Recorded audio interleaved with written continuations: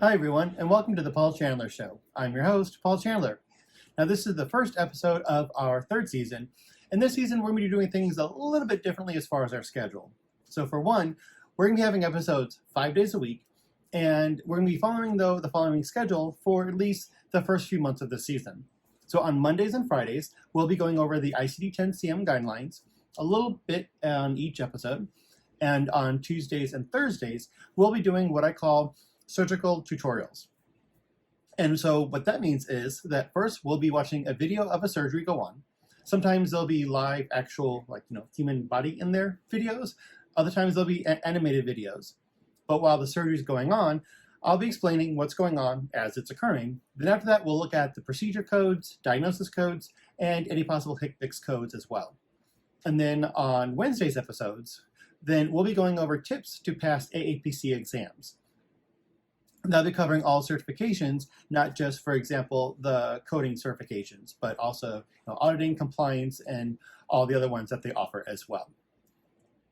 Now, this season of the Paul Chandler Show is sponsored by the Specialty Coder Institute. Now, just as a disclaimer, that is my company, and at SCI, which we just call it that for short instead of Specialty Coder Institute, over at SCI, we offer specialty certifications, and one thing that's different about us is that actually, a couple things different about us is that, for one, we don't have the standard generic type certifications. For example, like a general coding or general auditing certifications. Those we do not offer. Other organizations offer those. We focus on the specialties. And as of right now, we have 42 specialty coding certifications. And we also just launched documenter certifications as well. And those are designed for physicians and nurses and medical assistants and physician's assistants to help them with their documentation, while then the coding certifications help with the coders. Now, one other thing that is different about ours is that all of our exams are all fill in the blank, and passing is a 90%, like a 90%. So essentially, you have to be able to pass a Medicare audit to be able to earn your certification. You can find more information on specialtycoder.com. Now, also something that you can do to help us out best is subscribe to us on YouTube. So there's a link now, so you can click subscribe. We'll have it on the end as well. And it'll be also in the comment section where you can fill in the information for subscribing. That way, then you'll be notified on all of the launching of our episodes.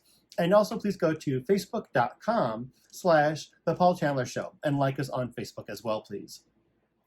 Now, with the ICD-10-CM guidelines, starting out, we have section 1, and it does seem like, though, and these are real glasses, by the way, but it seems like, though, that every year the font gets smaller and smaller in the diagnosis book. And hopefully it's not just me, but I blame medical coding for the reason why I now need glasses. But like I mentioned, though, for section 1, conventions, general coding guidelines, and chapter-specific guidelines, I'm not going to be reading word for word what the guideline says. And instead, though, I'll be translating what the guidelines mean.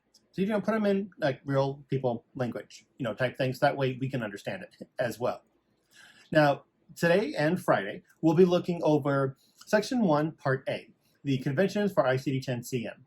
We'll cover the first half today, and then in Friday's episode, we'll cover the last half. So we'll be looking over sections 1A1 through 1A9 today.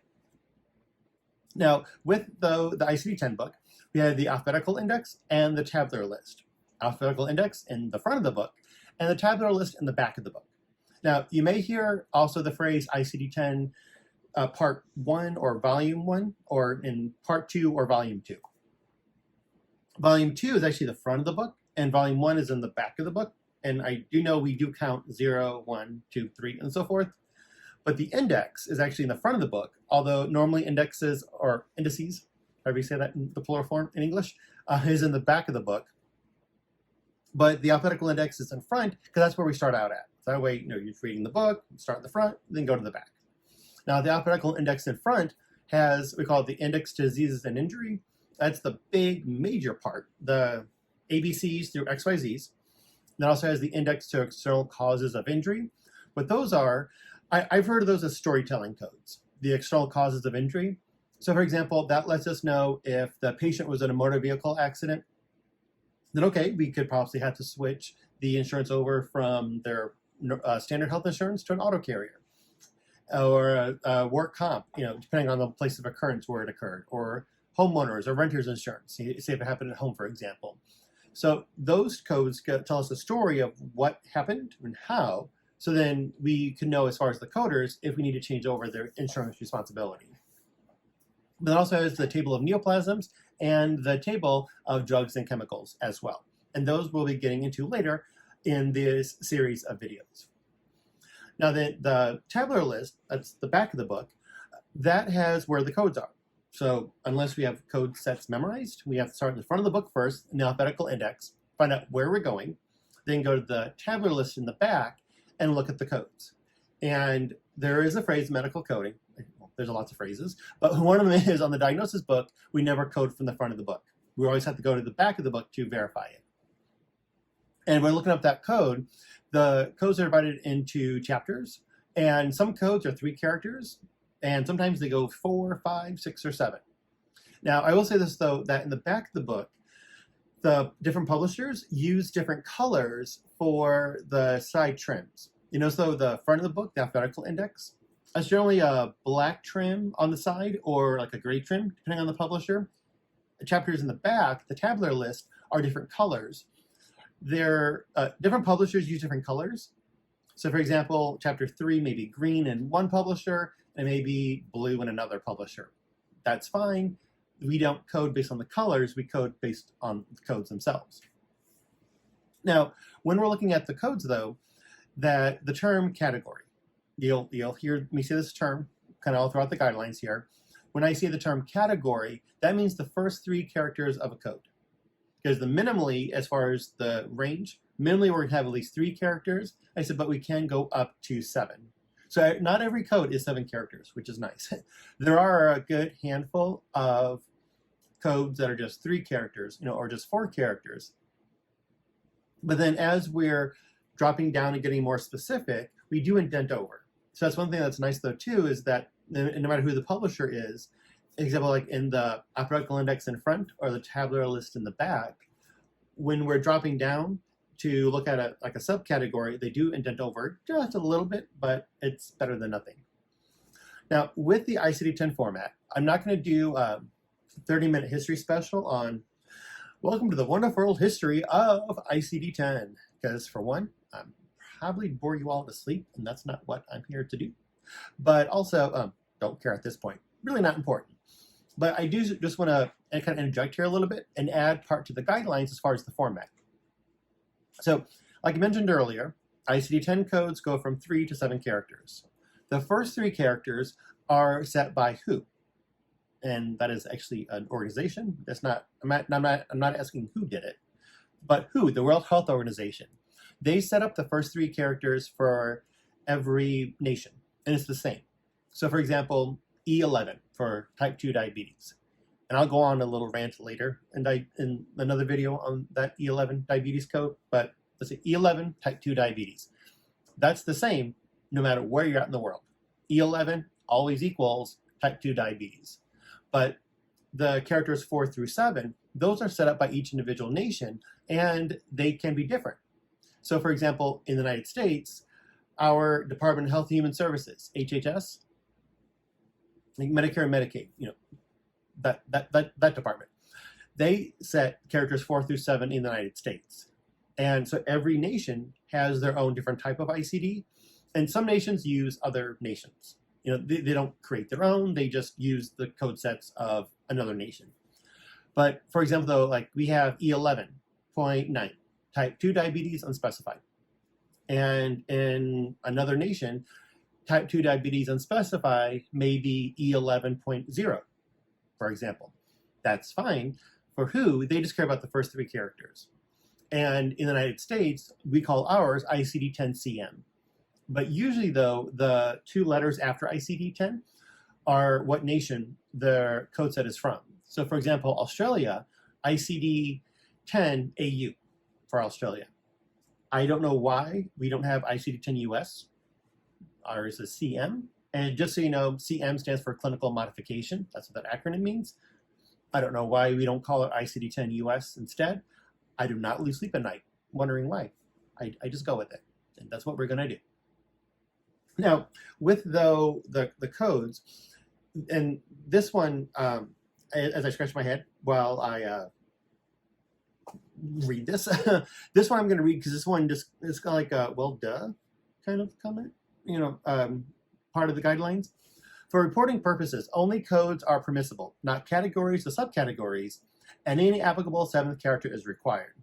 So translation, we can only use codes when we're coding. Okay. Duh. Yeah, okay. We need to get to the full characters is I think what they were trying to get out of that. Because when we're going from 3 to 4 to 5 to 6 to 7 characters, there may be some times that we have to jump from, let's say, we're at 5 characters, and then we have to jump to 7, meaning we have to skip character number 6. Now in ICD-10, every location in the characters, like 1 through 7, has a meaning to what that spot represents. And occasionally, let's say, for example, whatever the condition is, we may not need a spot number 6. So they did create a placeholder. Now, because just for your information, ICD-10 went live October 1, 2015, finally, here in the US. And we were one of the last nations, embarrassingly, to transfer over to it. But anyways, I digress. Initially, this was called the dummy placeholder. And then I think they realized, yeah, that's not nice, calling it the dummy placeholder. So they just called it the X placeholder, because it's the letter X that's going in. So the X placeholder, I should say, the X placeholder is used when we are, let's say, at 5 characters and need to jump to number 7, but we got that character 6 in there. So we'll place an X in, let's say, spot number 6. Say if we're jumping from 5 to 7, X will go in spot number 6. Or let's say we're at 4 and we need to jump to 7. We'll use 2 X's. We'll use an X in number 5 and an X in number 6. However many X's we need to get to 7. So you also think of it as the X just being like hitting space on like the space bar when we're typing to jumping to spot number 7, but we don't do spaces in diagnosis codes. So the X literally means nothing. But now then with those 7 characters, when we do need to jump to 7 characters, we do need to have that 7th character in there. But like I said earlier, though, not all characters go to 7. And how a lot of publishers will have it. And this I inserted in because publishers will use either circles or more like a rectangle symbols next to codes to let us know we need more characters. It doesn't matter if it's a circle or rectangle. I care less on that. We just care about the color. So when we have 4, 5, 6, 7, 4, 5, 6, and 7 in red, that means we do not need an X. We just need to add another character. And why I just accidentally said T is that they do put the TH in there, which I think they could remove the TH and just keep the number in there, make the number larger. Because in the coding book, this is freaking small to see next to it. But we have, though, the 4th, 5th, 6th, or 7th. So let's say if we're at 3 characters in the code, so we just have the category, and then off to the left, we see the 4 TH in red. That means this 3-character code, the category, not a valid code, we need to go to 4 characters. Or if we're already at 4 characters, and if we see that we have the 5 TH next to it in red, that means this 4th character category code, the 3 and then number 4, so this 4-character code altogether, not a valid code, because that 5 TH next to it means we have to go to 5 characters, and so forth up to 7. So when it's red, either a 4th, 5th, 6th, or 7th, that means we do not need a placeholder, we just add a character to it.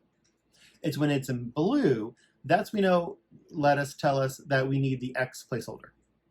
And the only option for blue is the 7th, because that's telling us we're jumping to the 7th characters. And so let's say, like I mentioned earlier, if we're at 4, we see the 7th character in blue. They tell us we need to put an X in 5, an X in 6, and give us the 7th character, whichever one we need in there. Just remembering, kind of keep it simple. 4th, 5th, 6th, or 7th in red, we need additional characters, but no X placeholder. The blue 7th, we're jumping up to 7 characters. We need minimally 1 X placeholder, however many in there to get to spot number 7. Now then we also have the abbreviations of NEC and NOS. NEC, not elsewhere classifiable, and NOS, not otherwise specified. We see these right up to right next to one another, but the thing is that they mean the exact opposite.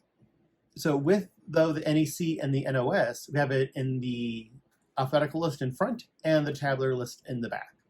And no matter if it's in the front or the back, both of them are essentially saying NEC, not elsewhere classifiable. Think of that as instead the phrase not elsewhere classifiable, because, okay, what does that mean? Kind of translate that. Think of that as none of the above instead. So, for example, here we have P36, bacterial sepsis of the newborn. So we have a newborn patient, and she or he has bacterial sepsis. And we see in the screenshot here of the ICD-10 book that the text in green shows us the different types of bacterial sepsis the patient can have. But the NEC code, again, think of it as, instead of not elsewhere classifiable, think of it as none of the above, meaning, let's say P36.8. The patient's a newborn, based on the documentation. Patient has bacterial sepsis.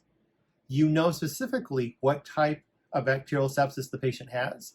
However, it's none of the above, meaning the kind specifically that we see in our documentation is not anywhere listed from P36.0 through P36.5.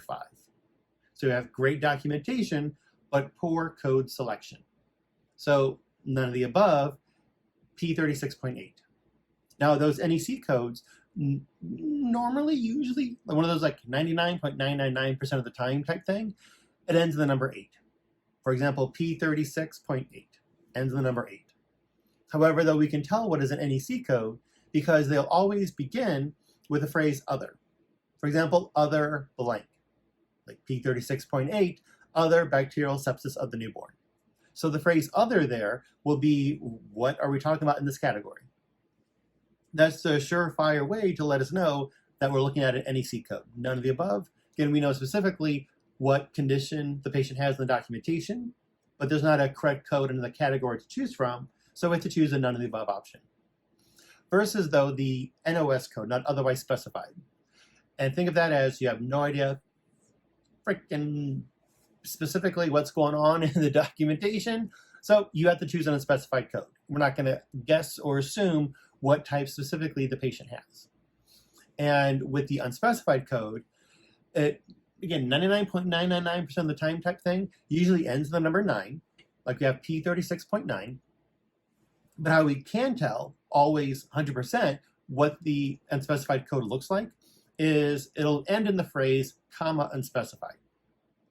Now, a lot of publishers will also highlight it yellow. Some do and some don't, but always, though, the code will end in comma unspecified.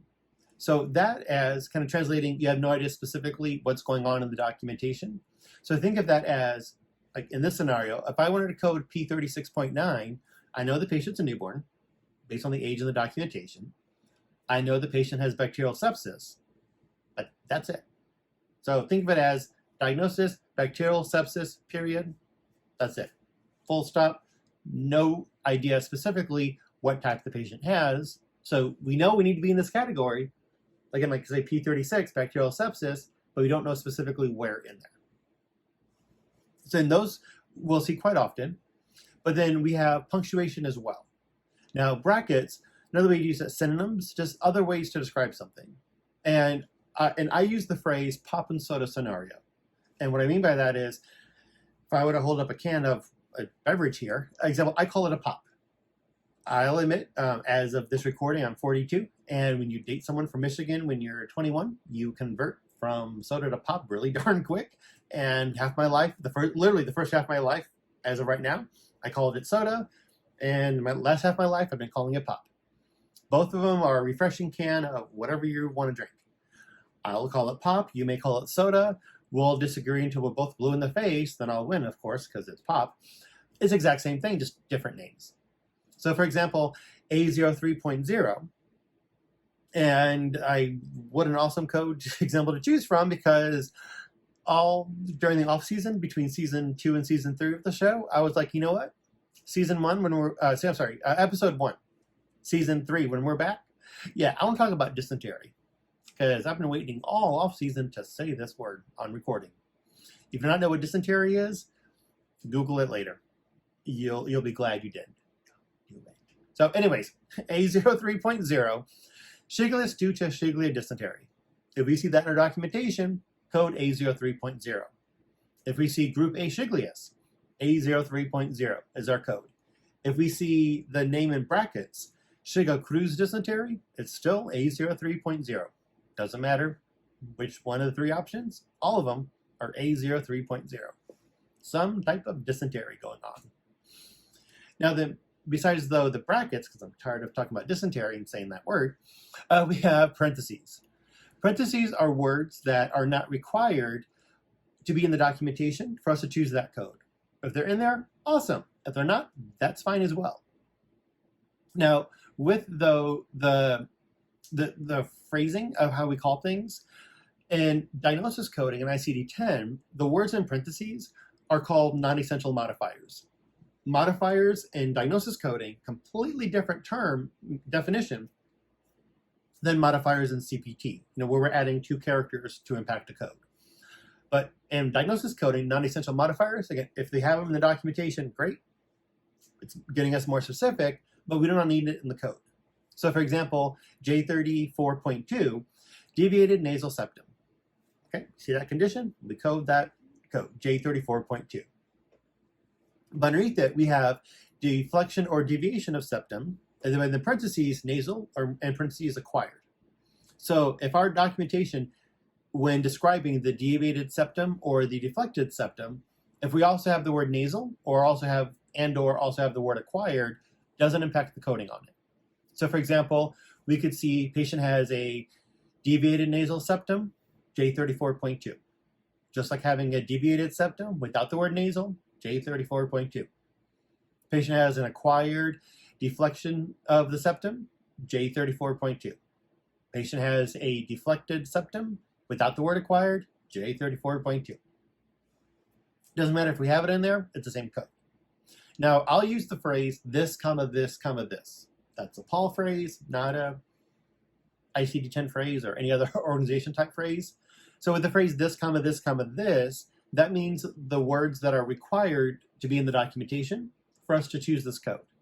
So for example, in this case, I would say deviated, comma, nasal, comma, septum, or deflection or deviation, comma, septum. Those words are required, but again, not the term nasal or not the term acquired in there. Now then, with the documentation and how we have the parentheses in the back for the tabular list, but in the alphabetical index in front, then that gives us a little bit of a different meaning. It's still words that are not required to be in the documentation, but instead though of getting the specific code and then dropping down and seeing it, the parentheses, we'll see them in the terms, and then we can do sometimes, quite often, additional drop downs. So for example, enteritis, and we look up that term in the front index, alphabetical index, before we drop down, so on the main term enteritis, we see in parentheses acute, diarrheal, so we're talking about dysentery, so let's talk about diarrhea, why not? But anyways, back to focusing, we have acute, we have diarrhea, we have hemorrhagic, and we have non-effective, and parentheses. So if our documentation just says enteritis, and that's it, period, our code would be K52.9. We can't drop down anymore. If it says acute enteritis, still K52.9. If it says diarrheal enteritis, still K52.9, and so forth. One notation to note, though, that, for example, in the screen part here, as far as the drop downs, the first column, I just have a few on the example here, but you can drop down to chronic, just going farther down. But also it says that the acute is a non-essential modifier, again, it's parentheses, and chronic is a sub-entry. So, meaning we can drop down to chronic. In this case, the non-essential modifier acute does not apply to the sub-entry chronic, because acute and chronic are two exact opposite of things. And because they're exact opposites, so if we were to go down to enteritis and then drop down to chronic, the only one that would not apply would be acute, in parentheses. But diarrheal, hemorrhagic, and non-effective would still count as well.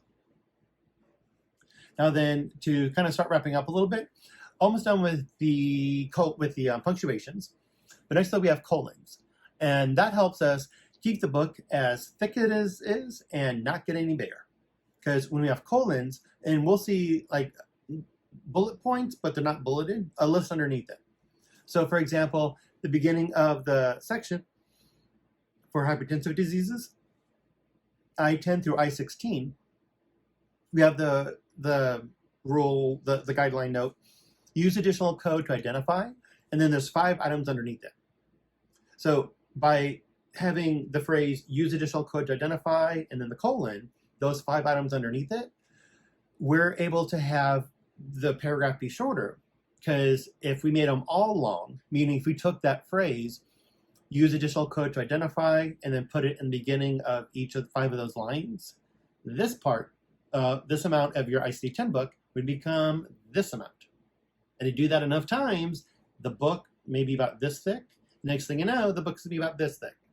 So this is just done to help keep the book as small as possible, which is still the biggest book. But when you do that though, the phrase before the semicolon applies to every line on the list underneath it. Now this second to last part, section 1A8,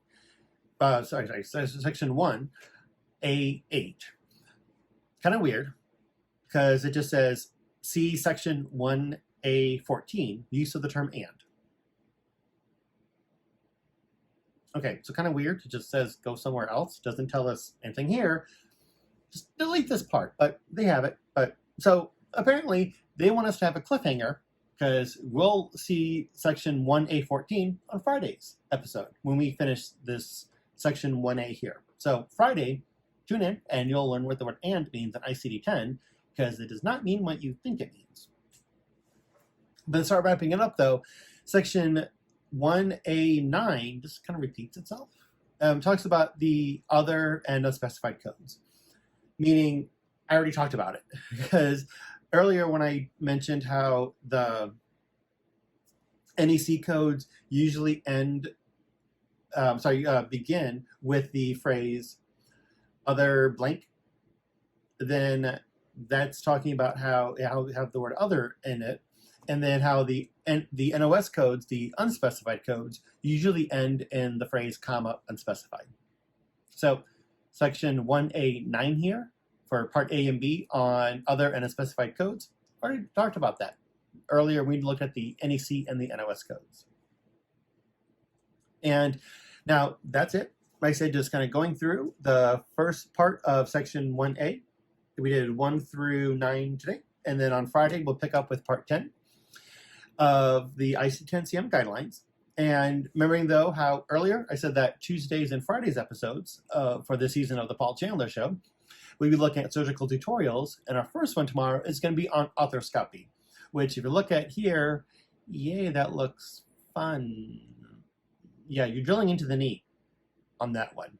So that'll be on tomorrow's episode. And just a reminder as well that the best way you can help us out this season is click subscribe. It is in the info section on the video on YouTube here. And also like us on Facebook, please. So you can check us out at facebook.com/The Paul Chandler Show. And on behalf of all the cast and crew on the Paul Chandler Show, we do thank you for watching. We'll see you tomorrow. Live long, do good, and prosper.